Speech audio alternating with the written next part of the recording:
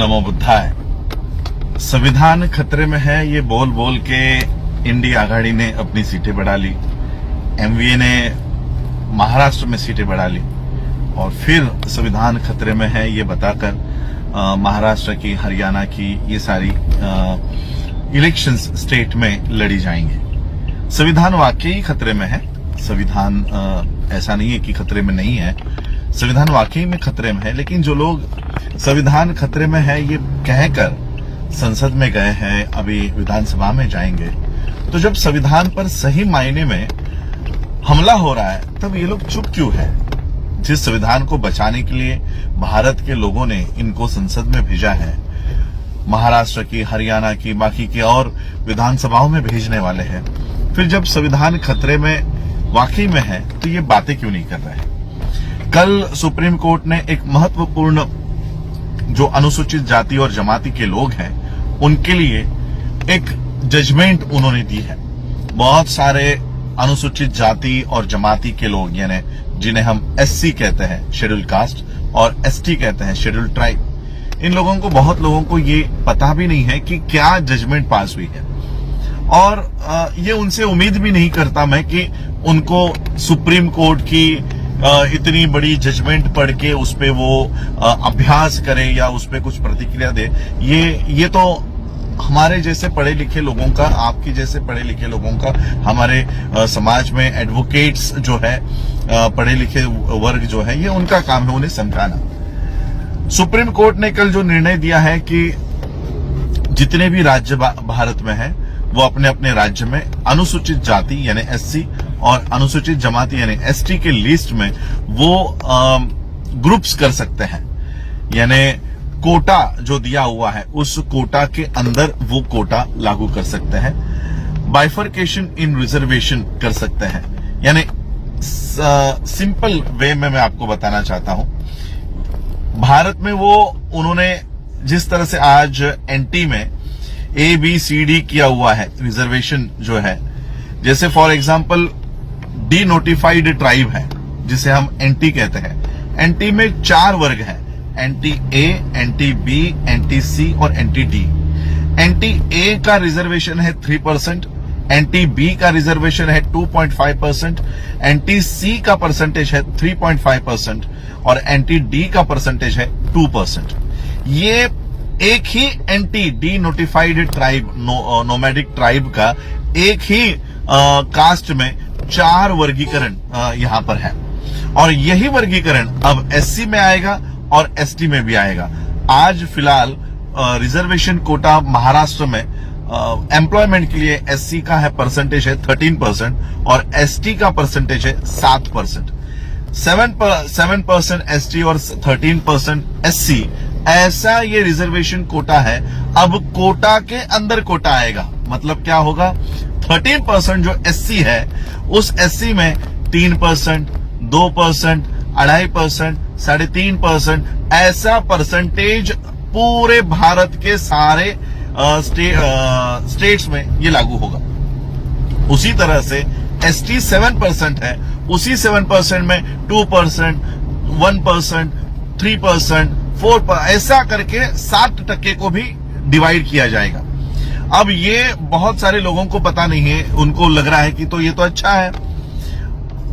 सरकार ने, supreme court ने कहा है कि जो जातियां एससी में या अनुसूचित जमाती में पिछड़ी है उनको आगे लाने के लिए हम जो आगे आई हुई जातियां हैं उनको पीछे डाल देंगे। अब फॉर एग्जांपल मैं पूरी भारत की अनुसूचित जाति की लिस्ट नहीं पढ़ूंगा क्योंकि ये बहुत लंबी लिस्ट है। महाराष्ट्र में मैं वैसे एक एग्जांपल देना चाहूंगा। आंध्र प्रदेश में अनुसूचित जाति में 61 कास्ट आती है, आसाम में यही आंकड़ा 16 जातियां आती है, बिहार में अनुसूचित जाति में 23 जातियां आती है, गुजरात में अनुसूचित जाति में 36 जातियां आती है, हरियाणा में अनुसूचित जाति में 37 कास्ट आती है, हिमाचल प्रदेश में यही आंकड़ा 57 जातियां है, झारखंड में 22 जातियां एससी है, कर्नाटक में 59 भी नहीं, 101 जातियां कर्नाटक में एससी है, केरला में केरला में ये आंकड़ा 69 है, मध्य प्रदेश में ये आंकड़ा 48 है, महाराष्ट्र में ये आंकड़ा 59 है। ऐसे कई सारे स्टेट्स की ये अनुसूची आपको गैजेट में देखने मिल जाएगी। मैं अब सिर्फ महाराष्ट्र की बात करता हूं। महाराष्ट्र में 59 कास्ट है एससीज में। इसमें मैं कुछ जातियों का नाम क्रम में पढ़ना चाहूंगा। पहली जात है अगेर नाम की। अगेर, अनामुक, आरयमाला, अरवमाला, बहना, बहाना, बाकड़, बांट, बलाही, बलई, बसूर, बरूड, बंसूर, बंसोड़ी, बसोड़, बेड़ा जंगम, बुड़गा जंगम, बेदर, भांबी, भांबी, दारू, असोरी, चमाड़िया, चमार, चमारी, चांभार, चमगर, हरियाला, हराली, ऐसी बहुत सारी जातियां हैं। भंगी, बिंडला, ब्यागरा, चलवादी, चेन्ना दसर, दक्कल, ढोर, दोम, यलमवार, गारो, घासी, हल्लेर, हलसर, होलार, होलाया, ये सारी जातियां हैं। उसमें 37 नंबर पे है महार, 39 माला, दसारी, 40 पे माला, अन्नाई, 47 पे है मांग। मैं इसलिए जंप कर रहा हूं क्योंकि 37 नंबर महार, 47 नंबर मांग और 3 नंबर की 3 भी नहीं, 11 नंबर पे है चांभार। ये 3 जातियां महाराष्ट्र में प्रशासन में भी है। ये आपको इनके एमएलएस भी दिखाई देंगे, इनके एमपीज भी दिखाई देंगे। तो महाराष्ट्र में ये 59 कास्ट जो है, ये 59 कास्ट में ये 3 जातियां महार, मातंग और चंभार, ये प्रशासन में है। एजुकेशन भी इनका भी अच्छे से हो रहा है। नौकरियां में भी एससी के जो सीट्स है यहां पर ये आपको पाए जाएंगे। अब ये 3 कास्ट जो यहां पर आगे आई है, यानी हमने कभी भी महाराष्ट्र में ये जातियां कभी नहीं सुनी थी। अहेर, अनामुक, आरय, बहाना, ये सारी जो जातियां हैं महाराष्ट्र के लोगों को पता भी नहीं होगी कि ये हमारी जातियां है, ये एससी की जातियां हैं। कई सारी जातियों को तो हम पहली बार हम लोग इनके नाम सुन रहे होंगे। अब ये जो जातियां हैं जिसके बारे में हम जानते भी नहीं है या उनकी पॉपुलेशन भी बहुत कम होगी, ऐसे जातियों का ग्रुप बनाकर उनको ए कैटेगरी में रखेंगे, यानी एससी ए में कौन सी जातियां आएंगी? जो शासन में, प्रशासन में, एजुकेशन में वो है ही नहीं, ऐसे जातियों को ए में डालेंगे और उनको एक सर्टेन परसेंटेज देंगे। 13% को डिवाइड कर दिया जाएगा 4 भागों में और 13% को डिवाइड करके किसी को 3.5%, किसी को 2.5%, किसी को 4%, और जो जातियां प्रशासन में है, जो जातियां एजुकेशन में है, जो जातियां नौकरियों में है, उनको सबसे आखिरी में डाला जाएगा। हमें इससे भी दिक्कत नहीं है, लेकिन इससे क्या होगा? इससे यह होगा कि ए कैटेगरी में जब भर्ती शुरू होगी और ये जातियां जो है अहेर, बाम्बी, अनामुक, आरयमाला, ये कास्ट के लोगों को वहां पर फर्स्ट प्रेफरेंस दिया जाएगा। और जब ये फर्स्ट प्रेफरेंस दिया जाएगा तब ये जाति के लोग उपलब्ध नहीं होंगे, क्योंकि इनमें एजुकेशन का लेवल बहुत कम है। एजुकेशन का लेवल कम होने की वजह से जब इनकी सीटें भरी जाएंगी तब इनको एम्प्लॉयमेंट के लिए ये कभी एप्लीकेशन नहीं करेंगे। पहली बार जब एडवर्टीजमेंट आएगी कि इतने पोस्ट भरने हैं और एससी में ए कैटेगरी के एज ए की जो वर्गीकरण किया गया है उनको अपॉइंट किया जाने वाला है, तो पहली बार में इनके कोई एप्लीकेशंस नहीं आएंगे। आए भी तभी उस लेवल के नहीं आएंगे जो एजुकेशन क्वालिफिकेशन उनको चाहिए। सेकेंड बार भी इसको जब एडवर्टाइजमेंट दिया जाएगा तब भी, क्योंकि हमारा सबसे बड़ा जातिवाद एक ही शब्द से किया जाता है, नॉट फाउंड सुटेबल। हम लोगों को जातियों की गालियां नहीं दी जाती, हमें हमारे रिमार्क में जब अपॉइंटमेंट की या हमारे इंटरव्यूज चलते हैं तो रिमार्क में हमें गाली दी जाती है और वो गाली का नाम है not found suitable. Candidate not found suitable, ये एट्रोसिटी से भी भयानक गाली हम लोगों को दी जाती है। यानी हम लोग इंटरव्यूज के लिए भी जाते हैं तब भी हमारे सामने लिखा जाता है कि नॉट फाउंड सुटेबल। ऐसा 3 बार होने के बाद, वो कास्ट के लोग नहीं मिलने के बाद, वो कास्ट या वो रिजर्वेशन सीधा डी रिजर्व हो जाएगा।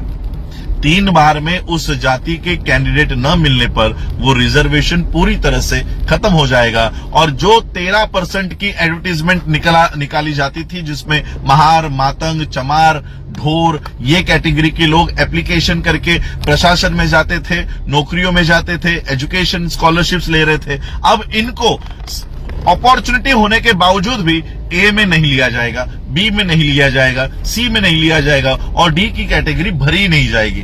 तो हमारा रिजर्वेशन इस तरह से खत्म करने का काम सुप्रीम कोर्ट ने किया है। सुप्रीम कोर्ट ने तो जजमेंट दे दी, लेकिन मैं आपको वो जजमेंट भी देने का अधिकार किसका है? आर्टिकल 341, बाबा साहब अंबेडकर जी ने आर्टिकल 341 देखो कैसा लिखा है। बहुत सारे लोगों को इसको शांत दिमाग से पढ़ने की जरूरत है। क्या लिखते हैं Baba Saheb Ambedkar?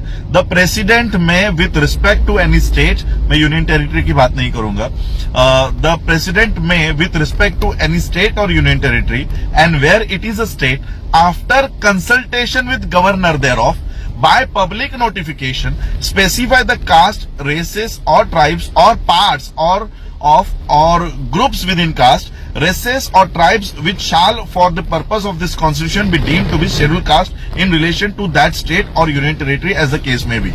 Parliament may by law include in or exclude from the list of scheduled castes specified in a notification issued under clause 1 of any caste, race or tribe or part of or group within any caste, race or tribe, but save as aforesaid a notification issued under the said clause shall not be varied by any subsequent notification. इसका मतलब क्या है?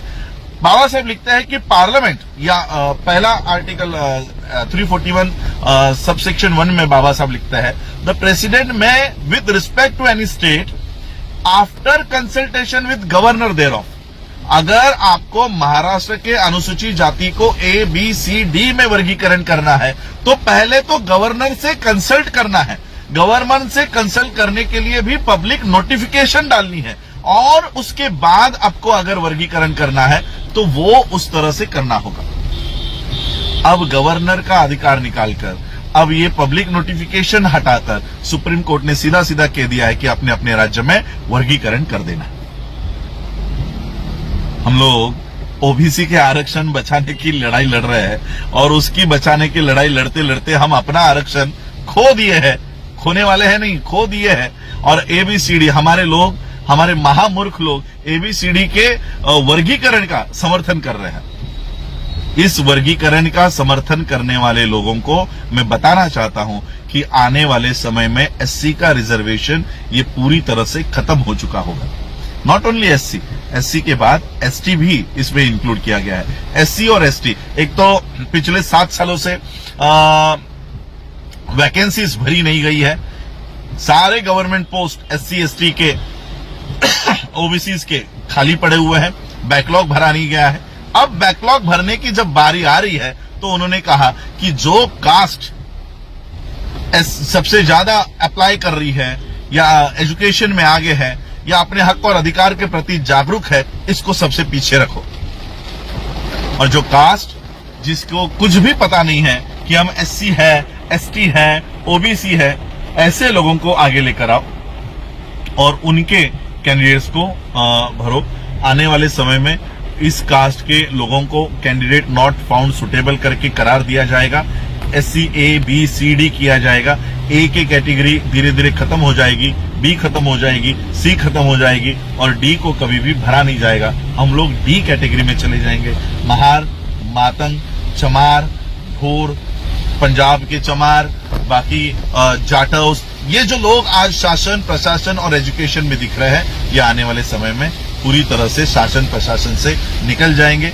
MPs MLAs की seat, reserve seat जो है, वहां पर भी इन लोगों को कभी आने का मौका नहीं मिलेगा। इस तरह से ये कानून है और इसलिए मैं आप सभी लोगों को कहना चाहता हूं, आने वाले समय में हम लोगों को आरक्षण बचाने की, एससी और एसटी के लोगों को आगे आकर कि वर्गीकरण, तेलंगाना ने तो कल ही जाहिर कर दिया कि हम भारत का पहला स्टेट होंगे जहां पर हम एससी और एसटी में इस तरह का बाइफरकेशन करेंगे, एबीसीडी वर्गीकरण वो लोग करेंगे।